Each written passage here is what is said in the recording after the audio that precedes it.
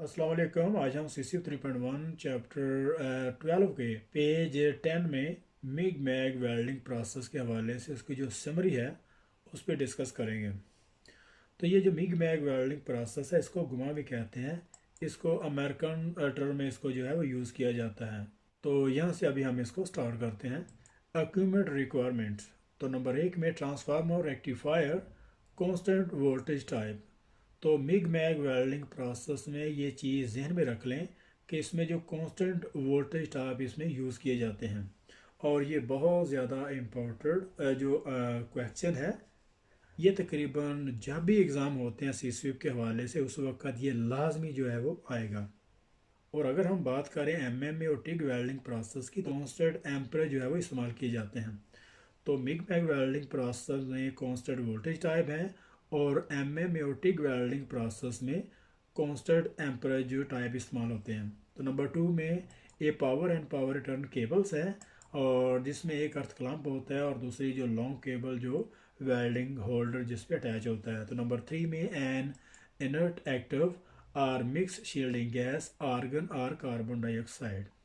तो इसमें MIG welding process में इनर्ट और मैग वेल्डिंग प्रोसेस में एक्टिव गैस इस्तेमाल की जाती है और इसके अलावा इनको मिक्स करके भी एज ए शील्डिंग गैस के तौर पर यूज़ करते हैं। इसमें आर्गन और कार्बन डाइऑक्साइड।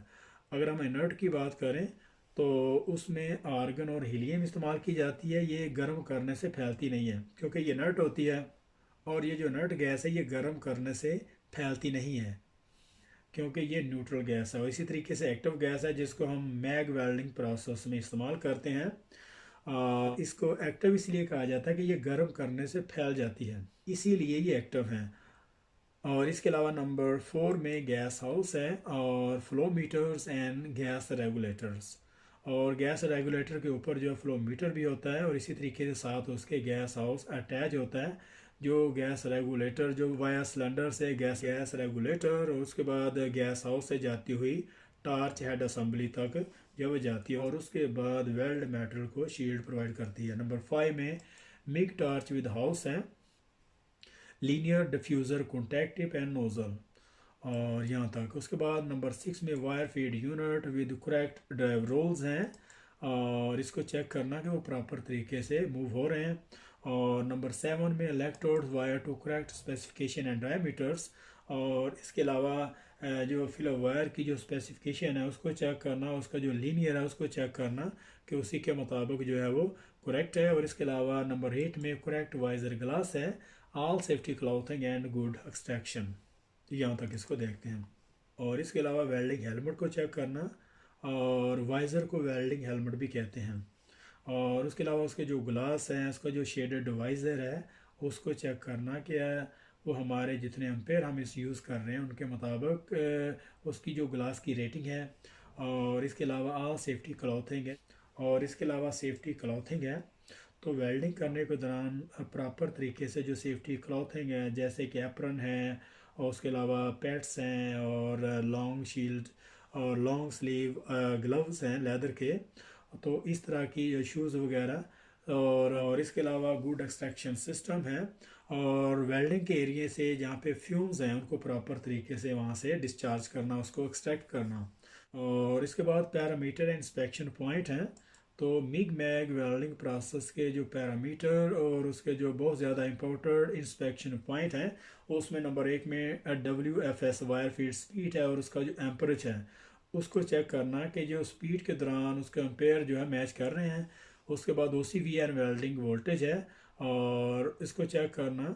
और नंबर 3 में वायर टाइप्स एंड डायमीटर्स है और gas type and flow rate है नंबर 4 में। नंबर 5 में कॉन्टैक्टिव साइज एंड कंडीशन है और इसका जो कॉन्टैक्टिव है उसको प्रॉपर तरीके से चेक करना है कहीं वो कंटामिनेटेड तो नहीं है और उसको फेयरली जो है वो उसको रेगुलर बेसिस पे चेंज करते हैं। तो उसके अलावा नंबर 6 में रोलर टाइप है, साइज एंड प्रेशर।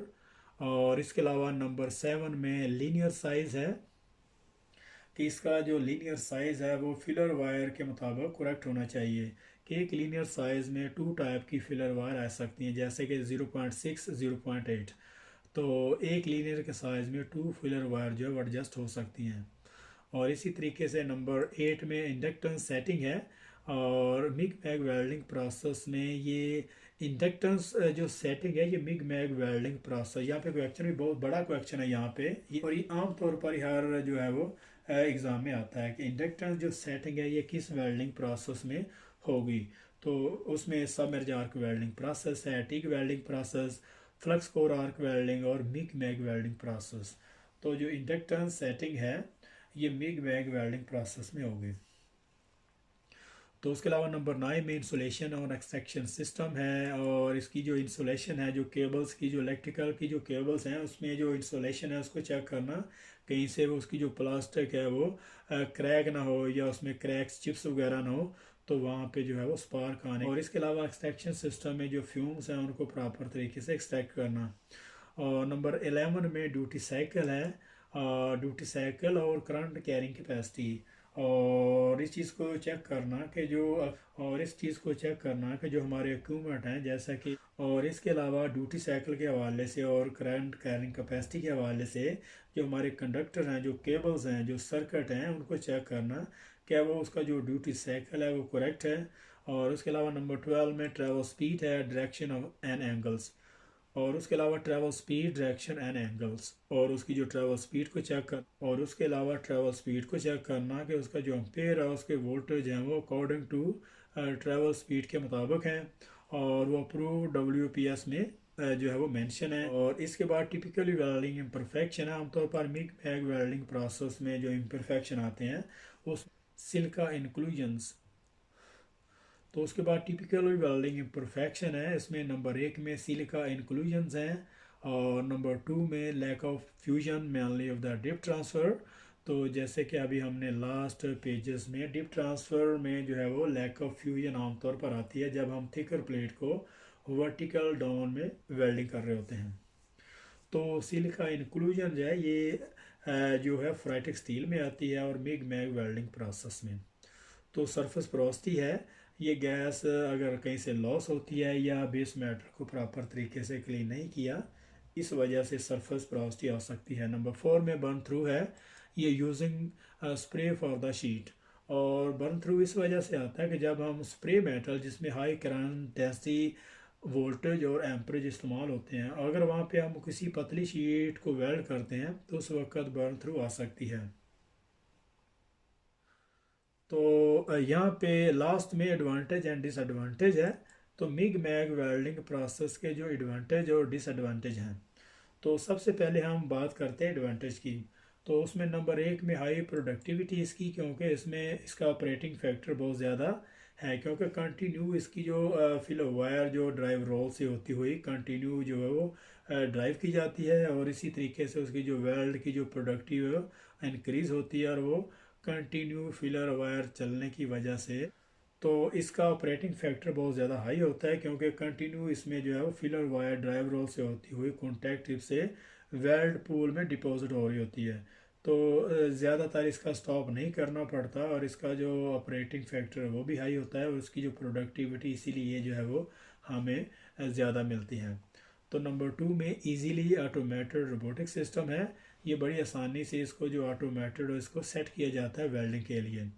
तो नंबर 3 में all positional dip and pulse, तो ये वेल्डिंग प्रोसेस सारी पोजीशन पे वेल्डिंग करने के लिए यूज़ किया जाता है, स्पेशली जब हम डिप एंड पल्स ट्रांसफ़र इस्तेमाल कर रहे होते हैं, क्योंकि इनमें जो इसका जो करंट है, इसमें जो एम्पेयर है वो नॉर्मल यूज़ होते हैं, और जो स्प्रे ट्रांसफ़र है उसमें वोल्टेज और स्प्रे बहुत ज़्यादा हाई होने की वजह से जो है वो पोजीशन में वेल्ड करना डिफ़िकल्ट है।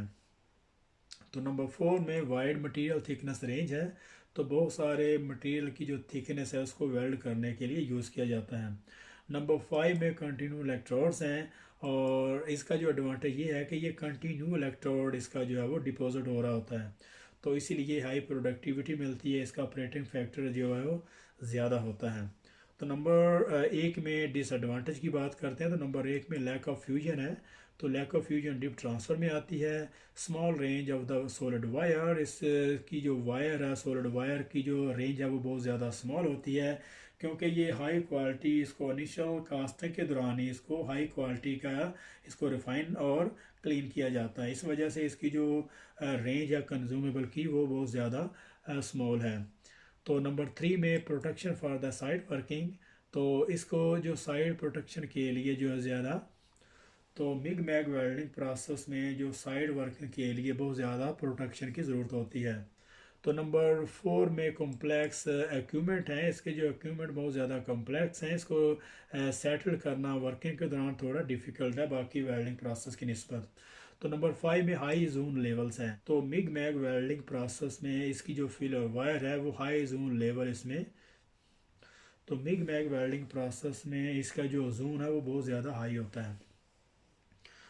तो यहाँ पे हमारा 12 पॉइंट जो 10 है यहाँ पे ख़त्म हो रहा है। तो मिलते हैं नेक्स्ट पेज में, तब तक के लिए अल्लाह हाफिज़।